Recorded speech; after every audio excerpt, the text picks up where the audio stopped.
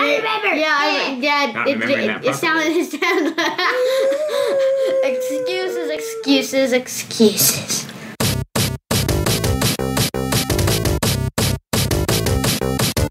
I'm Curious Girl, and I am 9. I am the sauce underscore, and I am 11. Underscore the data bytes. 41. I'm Lady Disdain, and I'm 43 years old. This is UnpauseIt, a podcast by a family of geeks. Wow. Yeah. Our apologies for not staying quite on schedule for this episode of this podcast. Is a special recording because someone in this family, namely me, had to travel over the weekend, which is when we usually record these. So that's why we're airing this podcast now. It was Fort Worth. It was also, I guess they had a stock show going on the other side of town. So I probably saw maybe 10 cars the entire time. It was really kind of ghostly and weird. Well, that's good. That means that you don't have to talk to people. You could just stand there. You mean 10 active cars. And stare at houses that are empty. Like, I had no problem jaywalking. Jaywalking was not even an issue. It was like, wow, there's no cars here. There are no cars. If the police are going to watch this, you better let it right away. Please? It's all good. Wait, so it's like you're jaywalking, you walk to the middle of the stoplight, the little square thing. Mm-hmm.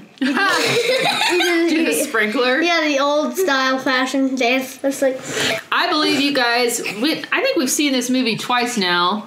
In the last couple weeks. Furious Girl, take it away. Hi. Iron Man 3. Okay, it should actually go like that way. Which way are you pointing? You have to say the person's name. Toward Willis thing. yeah! the sauce.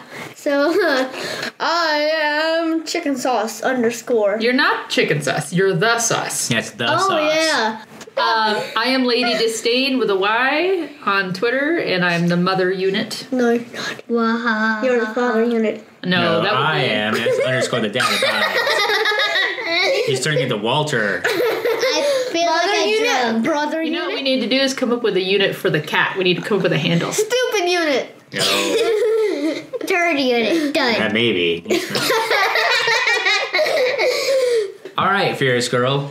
Was Iron Man 3. This came out May 3rd, 2013. Yes. Probably somewhere around midnight on a Thursday on May 2nd, actually. Very normal Marvel movie time, starring Robert Downey Jr., Gwyneth Paltrow, Don Cheadle, Guy Pearce, Rebecca Hall as Maya Hansen, Jon Favreau, Ben Kingsley as Trevor Slattery. He's listed as Trevor Slattery in his credits, not the Mandarin. Mm-hmm. There is an end credit scene in Thor that kind of explains that. We got Paul Bettany as Jarvis, and William Sadler, one of my favorite actors, as President Ellis. Yeah, he's awesome. And if you notice William Sadler in every single one of the movies, if you look at his shoes, he wears very large platform shoes. I'm pretty sure he is 3'7". He's Peter Dinklage. He's not Peter Dinklage, but he's very short, but he plays these big characters, so they always give him a little higher place to stand on. Just awesome. like Tom Cruise, who's not so high in stature. They always, edit it that way. A good cast. A great cast if you really consider Ben Kingsley and Guy Pearce on their acting prowess, and let alone Don Cheadle and Robert Downey Jr. Right? Stacked cast for sure. Stacked. Okay, weaknesses. Go. Willis. Weaknesses. Didn't write anything down, so I guess this is my answer. Blank. On to Mom. I believe he's got, and it's kind of vulnerability too, he's got PTSD. He's dealing with the aftermath of being sucked into the wormhole, almost dying in the incident in New York. So he's got anxiety attacks. Dun, dun, dun. He's having them. And what about you, Data Bites? Well, that's what I put down, PTSD. And one of the things is he has this anxiety attack, right? He gets attacked in the movies. By anxiety. No, and he ends up in Tennessee, which is one of the best parts of that because he has this interaction with that kid, 11 years old. Harley. His name. Yeah, Harley. Really good interaction. They had a connection. But he ends up there and his suit fails because it had been so damaged and not really battle ready yet. So he had no suit when he went after the Mandarin. So we got to see him kind of like back in the cave. You had mentioned, someone had mentioned that he was back in the cave again with just scraps, building and his weapons, and he did it. That's right. What about you, Furious Girl? What were your weaknesses that you put down? I didn't put down any, so and the same answer as Willis. Blank. Vulnerabilities. I go first. Nightmares. You did have a lot of nightmares. That's from the PTSD. Well, he had and part of that, so leading into that, one of his vulnerabilities is that he can't stop making suits. He's letting those, and maybe that, whatever, weakness or vulnerability, he's letting those distract him from everything. But it's basically him trying to cope with the fact that he feels very powerless and uncertain after the incident. And so now he's trying to, he even says it, he's like, I need to protect the one thing I care about, which is Pepper. So he's built like, what, 42? How many suits did he build? 42! Right. No, probably more, because those are just prototypes. He finalized the project. So the Mark 42 is the ones that he had built. And do you really think that he has to go through a prototyping stage? He is Tony Stark. Well, so this doesn't count the first Jarvis 5. wishes he would. No, remember Mark 42? It's the prototype. He did go through a prototype. But everything else before that was fully actualized. How about you? Any vulnerabilities? We're going to talk about that. We're talking about his Pepper, his humanness, if you will, his also his past. Yeah. The movie is about his past coming back to him. We're going to get into villains, I think, next, right? Furious Girl? Yeah, and I caught going first. Well, then go. Roll. Mandarin, the fruit. He is a fruit. By the time you realize what he's like, you're like, wow, you are fruity and loopy. Yeah, Sir Ben Kingsley, for sure. Yeah. Dead, because he's always going last. The enemy in this one is touted as the Mandarin, and it pissed off a lot of fanboys. Why? Because it wasn't the Mandarin from the comics. They thought it was making fun of the Mandarin in the comics. I guess the Mandarin in the comics is really dark, sinister crime lord. But you have to flesh that out in, say, a Netflix movie, in a Netflix series. Yeah. Like Kingpin is in the Daredevil series. But it's still a strong enemy because his enemy is his past. And he talks about that at the beginning in the monologue that we hear from Tony Stark. He created demons, and it's a flashback to the 90s where someone's wearing, Happy's wearing a mullet, and it's got some crazy 90s music going on. It's pretty crazy. So what I was going to say is villains are demons, but also Tony. Tony created demons. Right, that Tony, was his past. Yeah, so Tony did that. Which I think that really does lend to why I think this is my favorite Iron Man movie, because the maturity of having that introspection of saying, wow, I was kind of a jerk, and because of that, look what I've created. There are consequences to my behavior, and that brought him there. Can I mention that the other big villain, like the villain of this movie, is Aldrich Killian? Right. That is the Mandarin. Yeah, we're not really doing spoilers because this is out. But yeah, since we're so late, we didn't really go through who was in this movie. Robert Downey Jr., of course, is Tony Stark. Gwyneth Paltrow returns as Pepper Potts. Returning of Don Cheadle. But Guy Pearce, introduction as Aldrich Killian, amazing actor, going on a different movie when he was with Colin Firth in the King's Speech, and Colin Firth had a quote, he was out Britishing me. Which, yeah, isn't he? He's New Zealand, isn't he? Or Australia? Guy Pearce? Yeah. Pretty sure he's born in New Jersey. All right, I'm pretty sure he's Australian, but you can look that up on your magic. Georgia. Since Dad magically moved on to movie specs, or whatever you like to call it, technical, whatever. I guess he is British. Major battles, known as most of the movie. One of my favorite major battles is Tony's house. So he's thrown the gauntlet down. He is told, he's broadcast on television in interviews that he, hey, here's my address. Come face me like a Mandarin. Well, he doesn't, because Mandarin comes in with 3 loaded helicopters and starts blasting his house to pieces. I really like that battle, which Tony loses, by the way. Not really. Which leads him to go to Tennessee. He doesn't die. That's the only way he doesn't Does not win that battle. He doesn't win it. They basically destroy his house. Pepper thinks he's dead. The world thinks he's dead. And Jarvis rescues him.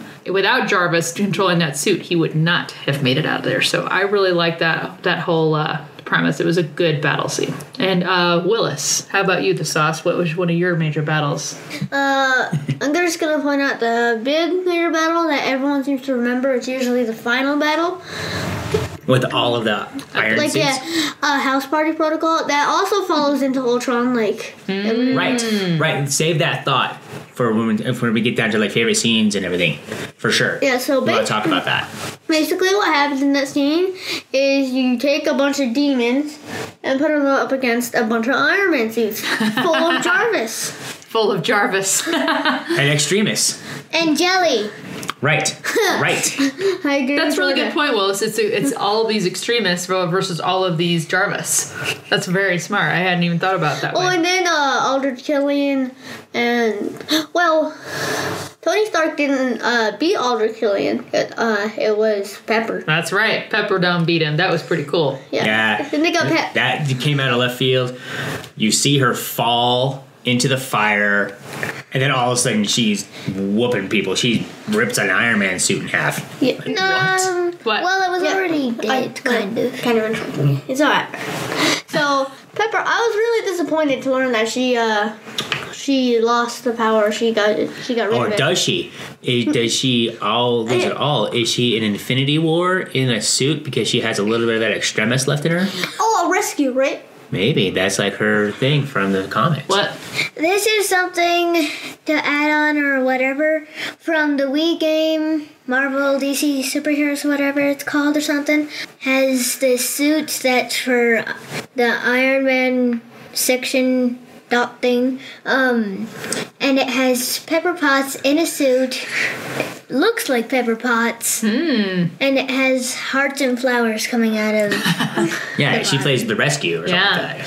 No, I think that's a good point that we don't know. And by the way, let's look at that too, because in the story of this movie, what's it? Maya? Is it Mia? Maya, which is oddly your short name.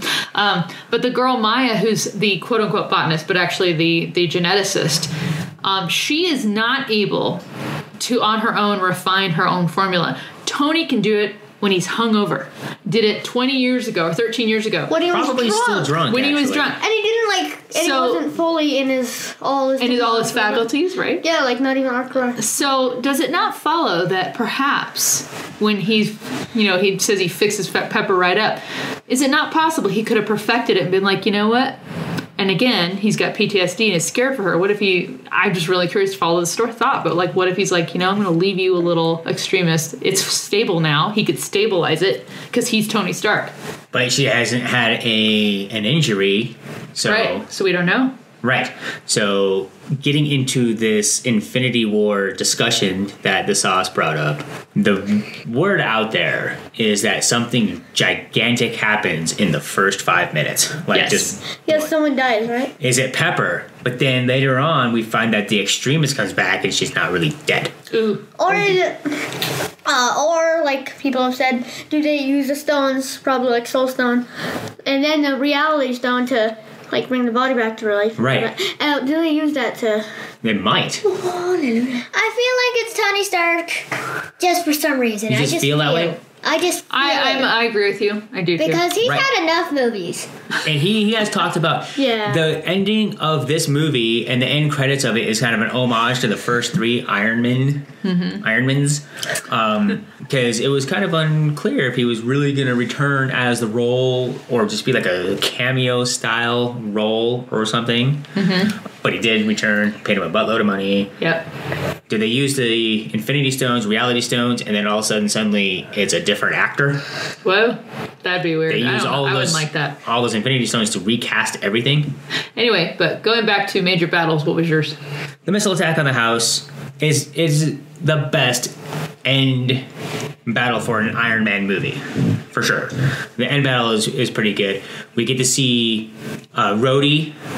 Yeah. Without a suit. Rhodey. Marksman doing his thing. So he's a trained warrior. He's a soldier. So when you enhance him with a suit, he's pretty good. We see Guy Pearce like being very strong.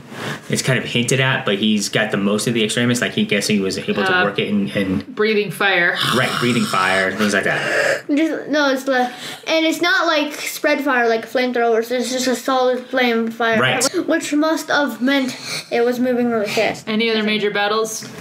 Curious girl. I don't really think so. What about Tony breaking out? Remember, he's like doing this thing. Was like, and 5, 4, 3, 2, 1. He's like, and he's trying to attract his. That's not a battle because it's just like hi. Okay. Well, what about your favorite scenes? That's right next, right? Yes, favorite sneezes.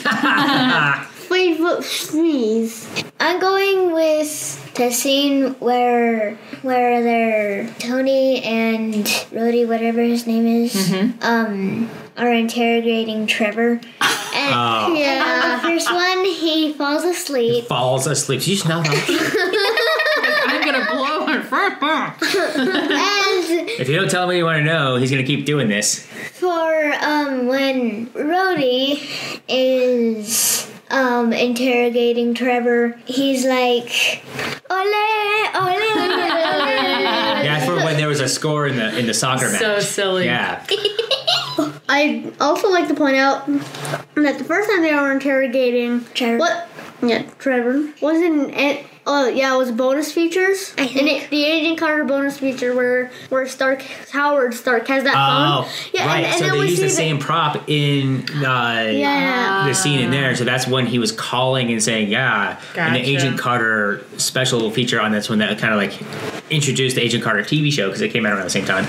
I think I don't have any like one real favorite scene. I think the weakest parts are really any time that bad guy, Savin, he's always chewing the gum. Oh, the obnoxious bald guy. He did it really well. Yeah, he just looks like, I don't care, I got swagger. No, he I'm looks a like jerk. he's like Yeah. he looks like he's full of himself. Yes, he does. Yeah, but he nails it. he does. But he so full of himself, he doesn't quite realize that he's not as powerful as Killian. Yeah, he's Right. He's kind of a jerk. Yeah, that's why he tried to take on the Iron Man suit 1-on-1. Then that was literally a mini arc reactor blast through the heart. It was. But I think the favorite scene was where right after he gets it through the heart, like you just said, when Iron Man is flying through the air trying to catch 11? 13. Yeah, 13. How many can he carry? 4, sir. And so he does it, and they all survive. You're just like, whoa, it's That intense. was This is so really not well real. done. I can't even get into this one, but it's so good. You know, so that is one of my favorite scenes. The end scene is one of my favorite scenes. The Pepper with the extremists blasting Killian was very good. My favorite scene, and it's just a blip. I like after Tony, he crash lands in Tennessee. He's like just wrecked up, and he's like, "Let me out of the suit." And Jarvis is kind of like, "Oh, I'm starting to fade out." And he gets out of the suit. Oh, that's brisk. He wants to get back in, but Jarvis kind of fizzles out. He's out of power, and he's like, and I do love that moment where he's like, Jarvis, he's like, "Don't leave me, buddy." So he's alone. He's alone right in that moment. And I love, love, love the image. And as they use this in the trailer, when you see him in the dark, all you can see is his chest piece glowing, and he's he's sledding his suit behind him. Yeah. I love that. That scene is so poignant to me because it's like he is by himself. He's on his own power. It's down to him. What about the jump scare? Isn't that your favorite scene? No! Oh my gosh. So, those of you who've seen this, where, again, another battle scene is in Tennessee where Tony runs into one of the extremist women. Brent, yeah, in the bar. And she's, she just starts going ballistic because that's what they do. They go ballistic. Their little tempers flare up and they start just acting all superhero-y. And she's shooting at him and he's hiding in that one store. And you see her walking and then you see Tony and he's moving. All of a sudden his face and her face are right there. And every single time I see this movie for the first time again, I'm like, ah! Total jump scare. I actually remember this now. One time, we were watching it downstairs. This movie specifically. Me and Jordan were sitting on the floor. I think we were eating pizza or something. Okay. But then we saw that scene, the Iron Man, and I was sitting right by Mom's legs, and She kicked you out. Hey, Furious Girl, can we talk? Is now an appropriate time to circle back to just ways that this movie kind of points toward Ultron? Because we are in the favorite scenes. Yes. Is that okay? What exactly? So I want to point out, when Aldrich Killian, we're in present day, and he comes to meet Pepper, Pepper is expecting him to be goofy and silly. Oh, he used to ask me out. But he's not. He's all dapper and, masculine and looks all like he's healthy and whatever. So the part where he puts the little thing behind his ear and he puts the marbles out, actually, both those kind of, to me, point toward future things. So first you see this image of space, which looks very much like space we're used to seeing. Guardians of the Galaxy. But then it shows his brain. And to me, I immediately was like, oh, that's like in Ultron when they see the AI brain. When they're It wasn't a brain, it was just... It was his brain patterns is what it was. It was his electrical patterns. Yes, but it wasn't exactly his brain. Right, but the image looked like it. The image was. And it becomes Ultron's brain. And what does Bruce Banner say? He's like, what does it look like to you? Like it's thinking. And to me, I'm like, I saw that movement in this, or, this brain movement in this movie. I'm like, oh, right there. Right there. Brain! Also, to go on this that you were talking about leading into Ultron, calling out Christian Harloff on Collider.com. Find his Twitter. We're going to put it out there. Hashtag him. This is the most MCU movie so far as the Phase 2 starting. It is absolutely an MCU movie. He says it's a Shane Black good movie, but not an MCU movie with no evidence. Here's evidence why it is a great MCU movie. That right there. Yeah. The Ultron brain evidence. And it takes Banner, moments? Oh, that's a brain. Yeah, because he's brilliant. Another thing was something that the sauce pointed out. At the end. The sauce underscore. The sauce underscore. Exactly. Underscore. Okay. He is the underscore. Yeah, so Right. this points out, the future of Ultron, the army of Ultron. Those Yeah, those drones. Iron Man drones that were before even Ultron. Tony had was it Iron Legion or whatever it was. Sure. Please help. We're here to help you. And they were kind of trying to block off the civilians while they were fighting in Sokovia. Do you remember that? Yeah. Oh yeah, those. Yeah, it's also Star Drone, but it's also start the Hulkbuster, because I'm pretty sure Tony designed. He did design the Hulkbuster. You're talking about Veronica. No, I'm talking about the other one that's not Veronica. Oh, the one that was in this movie. Yeah, I'm pretty sure he designed that off of Hulk, and I was just stuttering. You mentioned that while watching it. That's just like the Hulk as he blasts It's through a Veronica. bunch of things. No, you mentioned that. I agreed with you, but you mentioned it. Oh, What? No. No. Other things that could possibly lead into other MCU movies. One last thing about that is the fact, and this totally points to Ultron, Jarvis has a far bigger role in this movie. From the moment where, you see, obviously he's helping in the normal capacity that he does. He's helping Tony in his workshop. Well, then Tony's house gets blown to bits. He is down under the water. It is not looking good, and Jarvis takes over. Jarvis takes over, says, "Take a deep breath, sir," and he takes off the mitt, goes down and pulls him out, gets him back on, and then he flies him to Tennessee. Because there was a flight pattern established in an earlier scene. He took care of it. He took care of it. And then you do see, again, pointing toward the Legion or the Ultron army, but the fact that it's a Jarvis army at the very end. But that's where I'm like, I feel like Jarvis he got more ownership in that movie, which then leads forward into why he becomes an actual entity. That is another premonition of why this is a great MCU movie. I agree. Exactly. And so anyone who has seen the movies, anyone who's seen Age of Ultron, and I encourage you to go back and watch this one. Go back and watch Iron Man 3. And it was like a light bulb went off, and I'm like, oh, that's totally what Jarvis is he's going to become Vision. And you're like, So it really does. It jumped out to me in several ways that this is wow, this is just a harbinger of the things to come. Totally. Cameos, right? The Stanley cameo? Yeah. I go first. Bring it. 0.5. Out of 10? It was mere moments, second if I think it was a second. Wait, what was it? It was he was the at beauty the pageant, and he was holding up a 10 for the... He's an old creepy guy holding up a 10. I remember this guy. Yeah, it's not very memorable, frankly. So, I said meh. Yeah, I think what we're learning here is that the Iron Man franchise, whether it be directed by Jon Favreau or Shane Black, have the absolute worst Stan Lee cameos. So Agreed. maybe if we have an Iron Man 4, he's in it for like 20 minutes and we get a really good one. Well, yeah, now that they've kind of indicated that in a later movie that he's got a bit of a more linear role, you know. Oh, we won't get into that We one. don't get to get into that anyway. But yeah, I didn't like it either. It wasn't the best I cameo didn't. at all. Yeah, it was just, it was there. Okay, half-hour screen time. Go. Probably all of them. Go. Probably homework. Nah. Because half-hour screen time is kind of on pause, and we will only unpause it when your grades are up. Bummer. It happens. It does happens to happen. everybody. Happens to everybody. Homework. That's you. You have a big project due this week, aren't you? Well, On Friday. So Yeah, I'm yeah, we safe. got time.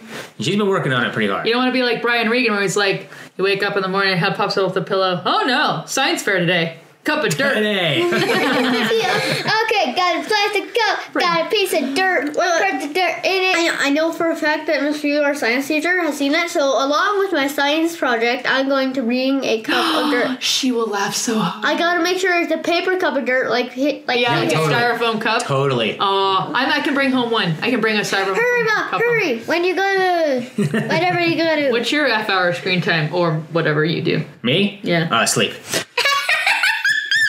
That is not on a screen.